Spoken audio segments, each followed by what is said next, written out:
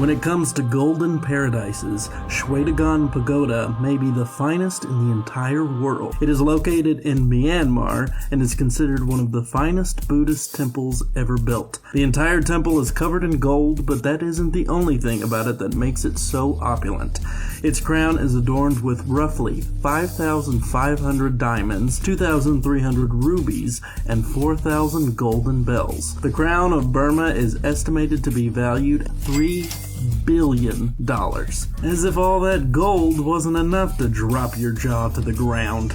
The spiritual center of the place is the guided tour, which offers something truly special indeed. Visitors can get a special look at several locks of Buddha's hair. The area is full of other temples, worshipping monks, statues, flowers, worshippers, and tourists alike. Even if you don't find spiritual peace there, you still may fall to your knees at the sheer spectacle of the place. How could you not? It truly is one of the finest sights in all of the world.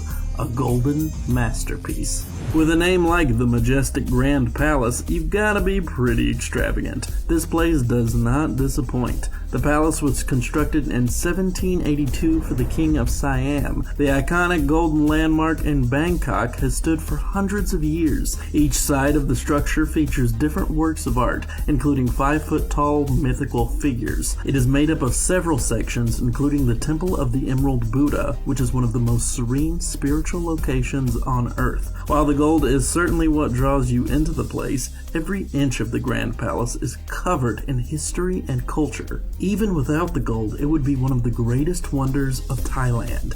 While building the palace cost an incredible fortune to construct for royalty, now it is a tourist attraction you can visit for as low as $15. Pretty good price to be able to see how kings live. The Golden Pavilion in Kyoto, Japan is another landmark here that juxtaposes the ornate golden architecture with the location's natural serenity. It was originally constructed in 1397 with the top 2 stories covered in gold leaf, and it is said to contain ashes of the Buddha himself. It was then burnt in 1950 by a novice monk and then reconstructed by 1955. It is a glorious location all year round. You can visit it in time to see the cherry blossoms sprout, or you can see it in the wintertime as the Golden Pavilion is ordained with white snow. With year-long beauty like that, it's no surprise that this is one of the go-to locations for anyone lucky enough to visit Kyoto. So how much is a peaceful yet opulent landmark like this worth? Well, it is reported to be worth somewhere in the neighborhood of $6.9 million. Not all buildings made of gold have to be literally hundreds of years old. There's some pretty fine modern works of architecture that feature a gold finish. Look no further than the Platform of Arts and Creativity. 3 guesses as to what this place was built for. This Portuguese center is designed to promote young artists and give them a space to enhance their talents.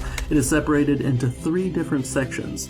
There are the workshops designed to educate young artists, the creative labs that are there as experimental spaces, and of course a studio for art showings and performances. Not only that, but the place itself is a true work of art. While during the day it appears to be gold, at night it changes colors with its various shapes, glowing in vibrant displays of purple, red, and blue. I'm not sure how many thousands of dollars it cost to build, but it was worth every penny. There are some sights that are so beautiful that they may change you forever. For that kind of beauty, you'll have to visit something like the Sri Venkateswara. This Indian temple is one of many cultural and spiritual landmarks the country has to offer, though this may be one of my favorites. This Hindu temple was built for followers to worship the god Vishnu, the protector and preserver of the universe. He stands for the balance between good and evil, and as such, a temple in his honor is a place of spiritual reflection and harmony. The large golden dome at the top of the temple is not only amazingly beautiful, but it stands to honor Vishnu. Unlike others on this list, this temple is shrouded in mystery. While we know a great deal about the construction of many golden buildings and temples, this one has no official record. There are claims that it was built in the 19th century, but there's no way of knowing exactly when or how much it took to to bring this work of art to life. Just looking at a place like the Iglesia de la Campaña may take your breath away. It is a Spanish church in Ecuador. The beautiful church is considered to be the best in the entire country, and it's not hard to see why. It is built on 2 tons of pure, solid gold. The gold may actually not be as impressive as the interior of the church, though. The impressive woodwork, stunning colors, and the way that it practically glows in natural light all make it seem holy even if you forget that it was a church. If that weren't enough, fine works of art are hung throughout the place, furthering its pedigree. The majesty of this place took a whole 160 years to construct and was finally finished in 1765. Even the restoration took 12 years and $4.5 million to complete. Honestly, with beautiful craftsmanship like that, why do you even need the gold? Isn't that just like a hat on a hat? Let's take a break from all this regal majesty and look at something a little different. The Hotel Marqués de Riscal definitely fits that bill. It is a luxurious hotel stationed in a relatively small town in Spain. It has a uniquely strange architecture that's made of several panels that shimmer in golden tones of purple, silver, and of course, gold. The artistic flair of the place doesn't just end with the architecture though. Once you step inside, everything from the lobby to the bathrooms to the luxurious accommodations are all the epitome of fine taste. If that wasn't pretty enough, the entire place is located squarely in a vineyard that goes all the way back to 1858. The hotel itself was constructed in 2006. Rooms in this hotel can go on the low side for around $400, but can go for over $900. You gotta pay to sleep inside a work of art like that. We've discussed some of the finest golden temples, churches, hotels, and works of architectural fine art, but it's time to discuss what might be the holiest type of building in existence. That is, of course, a municipal building. Is there anything holier than getting a copy of your birth certificate?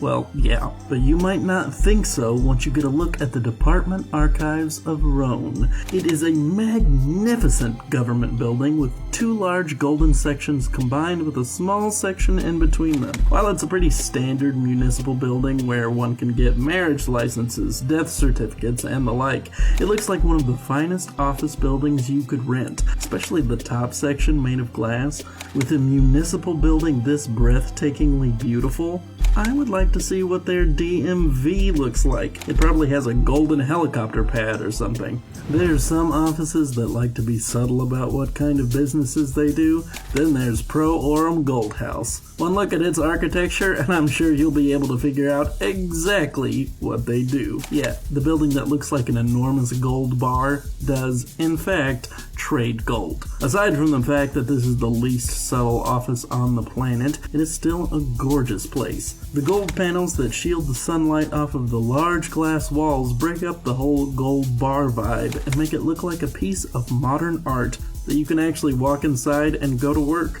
That work is combined with the hedges, which are cut in interesting diagonals that complement the shape of the entire building. I mean, if you're going to be one of the biggest names in gold trading on the planet, how could you have an office that didn't look like this? You just look ridiculous. Concert halls have a reputation for having to be as beautiful as the music inside. There are countless examples of opera houses that are almost finer than the music performed there. Bristol Beacon definitely stands firmly beside some of the greatest ever built. It is an elegant golden building with an interesting curved architecture that seems to draw you in. Sometimes they even project images on the building to advertise certain performances. It used to be known as Colston Hall, but was renamed after the city decided to distance themselves from Edward Colston, who is a controversial figure despite opening the place. It is located in Bristol in the United Kingdom and is one of the finest buildings you'll find there.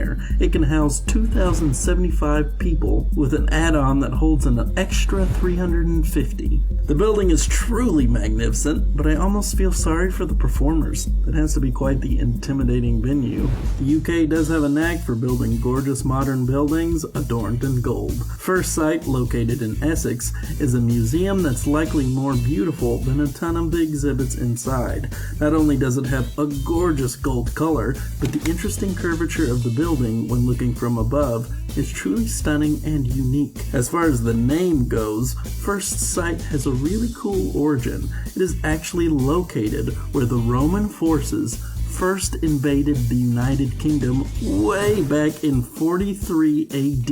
I'm a little disappointed that they don't stage dramatic recreations of the battles there, but I guess a museum is still a pretty solid idea. Not just that, but the building was constructed on top of a ton of buried artifacts. When it was built, there was even a no-dig policy, which was set to preserve them. Is there a cooler way for a museum to get its name and location? I don't think so. When you think of a building annex, I bet you don't think of a grand golden addition to a fairly humdrum set of buildings. The Bibliothek Luckenwald Annex is a truly amazing addition that honestly makes the other buildings look horrible by comparison. It is a library with a very classic design mostly. Most of the property has plain tan walls with a red tile roof. Then there's the Annex, which is a grand golden modern building curved diagonally.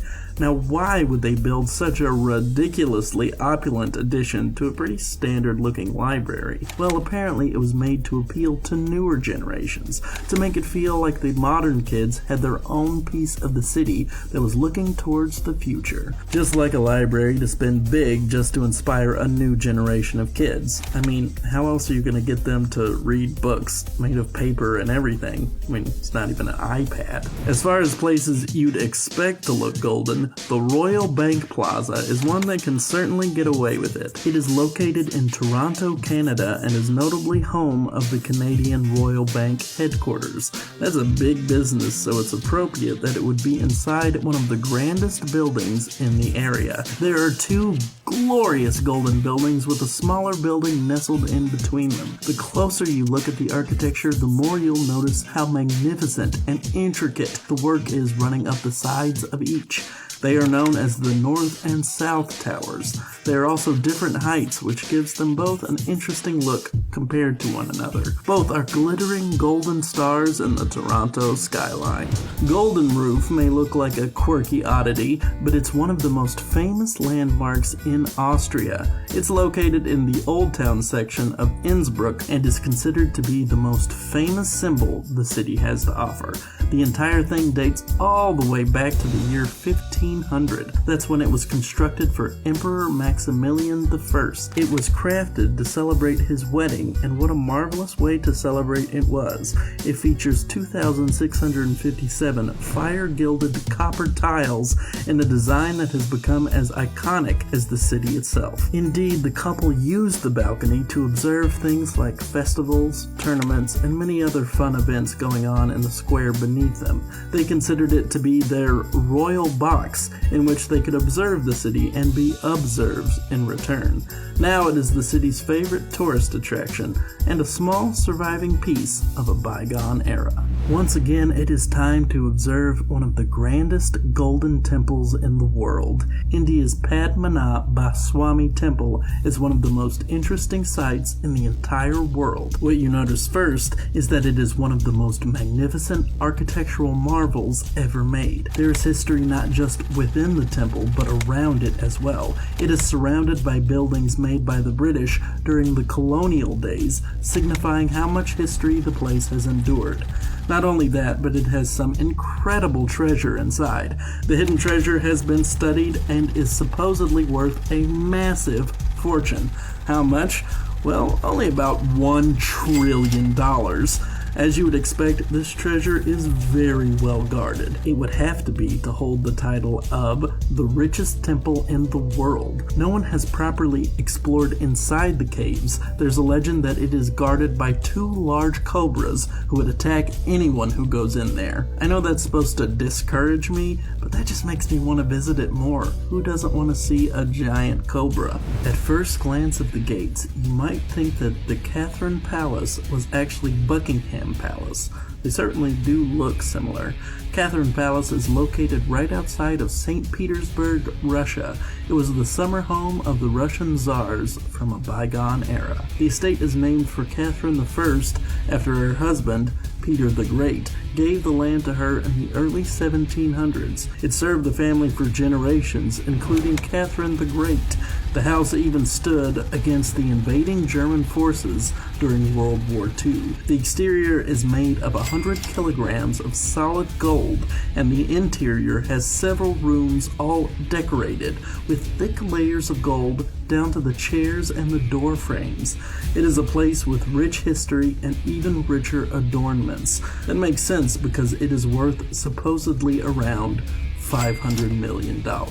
When it comes to legends about gold, there's one that stands above all the rest. The story of King Midas is a Greek myth about a man who could turn anything he touched to gold. That legend stretches all the way to Hungarian Parliament. It's been said that the Budapest Parliament was visited by someone with Midas's golden touch, and he was able to turn the interior rooms into gold. Whether or not someone actually put their golden fingerprints all over the place is a matter for debate. What isn't is the fact that the entrance is made up of 40 kilograms of solid gold.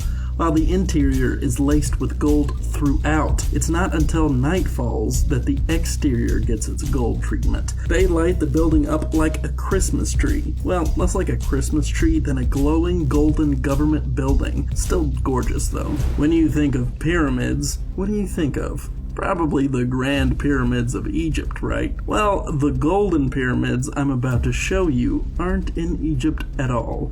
It's located in Wadsworth, Illinois, of all places. It was built in 1977 as a place for tourists to visit.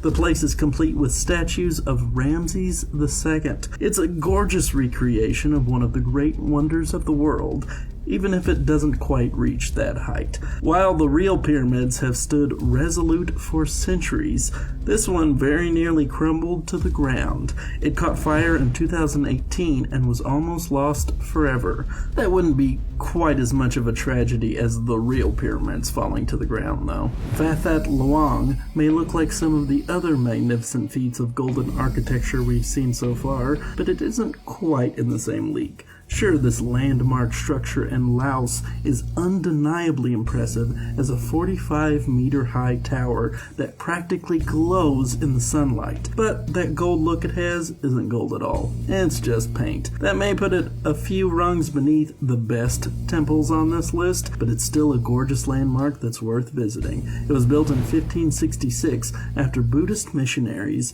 brought what was believed to be the collarbone of Buddha into the country. It is still a cultural landmark with a tremendous amount of spiritual significance.